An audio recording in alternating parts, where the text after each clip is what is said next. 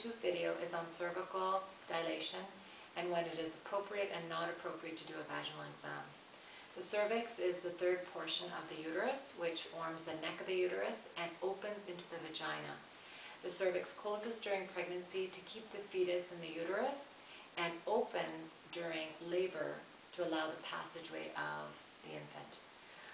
As far as when it is appropriate and not appropriate to do a vaginal exam, as far as the cervix, it is a donut-shaped hole that again remains closed during the pregnancy to allow that fetus in.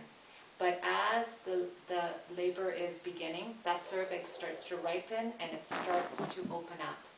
Now, as far as when it is appropriate to do a vaginal exam, when a woman comes into labor upon admission into the hospital, which is contracting regularly, we would do a vaginal exam.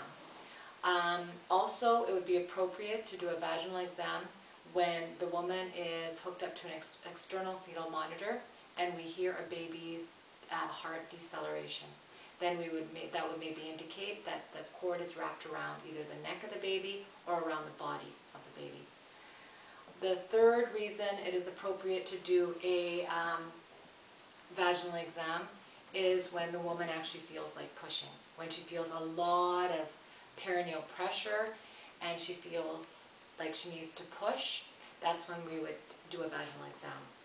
You would take a sterile glove and you would take lubricant and you would actually place 2 fingers into the cervix, a donut-shaped hole, to assess how dilated that cervix is. And we would assess it in finger spaces, so usually it would need to be 10 centimeters dilated and 100% effaced, meaning the effacement meaning the thinning out of the cervix.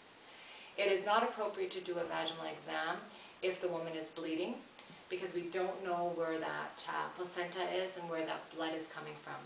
Also, it would be inappropriate to do a vaginal exam when a woman comes in preterm labor, so between 20 to 30 weeks.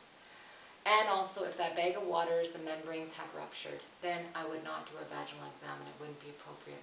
Otherwise, this is how you would assess the dilation of the cervix.